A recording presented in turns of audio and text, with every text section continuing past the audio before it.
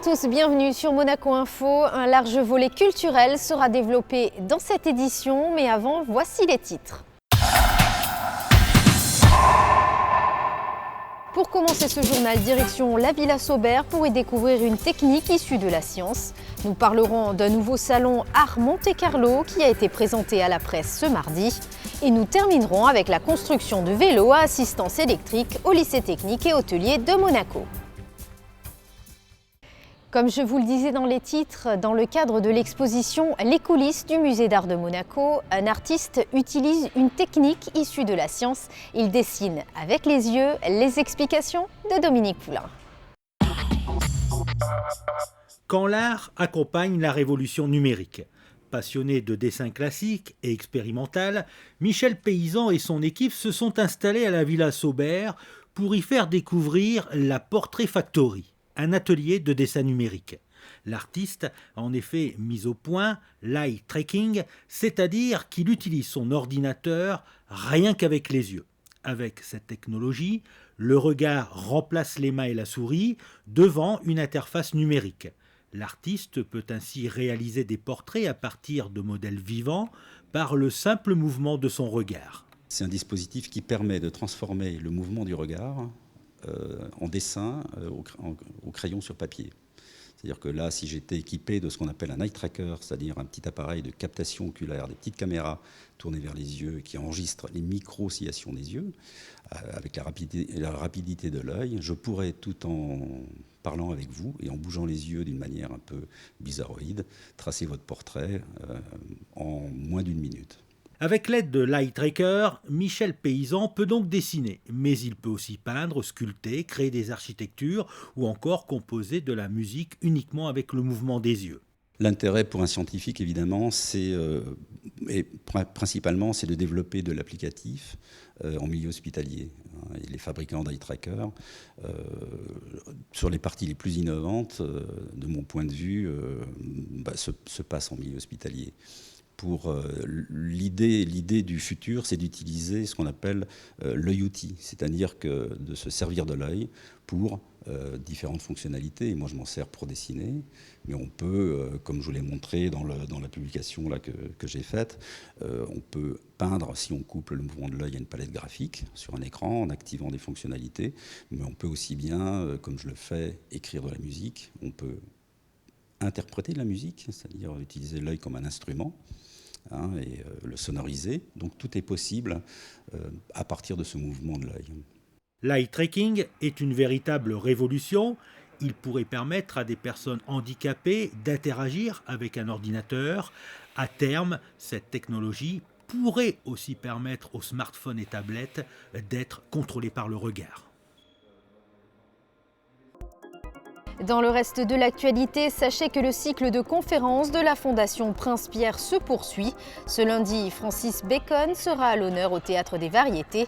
Surnommé peintre de la tragédie, il était avant tout un artiste, mais également un scientifique et un philosophe anglais. Son parcours sera donc retracé à l'occasion de cette conférence.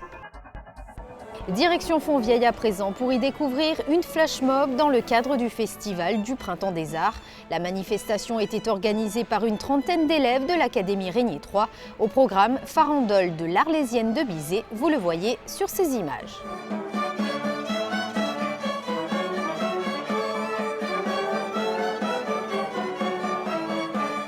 Vous connaissez peut-être Art Genève, organisé chaque année en Suisse. Fort de ce succès, les organisateurs de ce salon d'art moderne et contemporain ont décidé de créer l'événement en principauté. Intitulé Art Monte-Carlo, il se tiendra au Grimaldi Forum du 30 avril au 1er mai. Émilie Rousseau a rencontré Thomas Hugues. Il s'agit d'un salon d'art qui aura deux plateformes distinctes, une commerciale avec des galeries d'art contemporain, d'art moderne et de design contemporain international.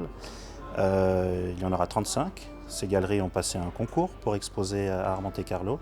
Et la deuxième plateforme seront des espaces non commerciaux que nous invitons, donc une quinzaine de fondations, d'espaces d'art, de musées d'art, principalement de la région. Et c'est le concept d'Art Monte-Carlo qui est ancré sur celui de Genève. Ça veut dire de proposer au public des galeries internationales, de qualité qui amènent leurs clients dans la région et nous de proposer à ces clients internationaux qui viennent dans la région de découvrir tout l'ancrage culturel local de par cette deuxième plateforme. Voilà.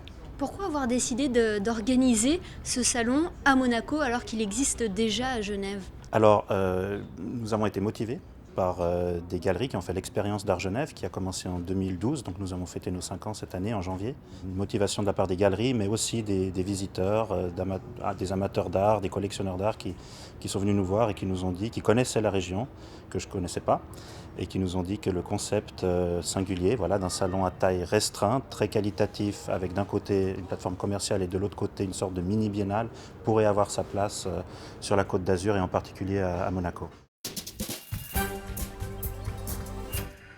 Ouvrons un volet associatif à présent où Mission Enfance proposait une kermesse afin de récolter des fonds.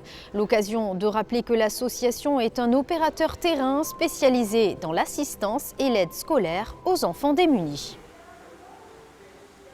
Coup de projecteur à présent sur ce projet mené par les élèves du lycée technique et hôtelier de Monaco. Depuis plusieurs mois, les étudiants travaillent sur la construction de vélos à assistance électrique. Émilie Rousseau vous en dit plus.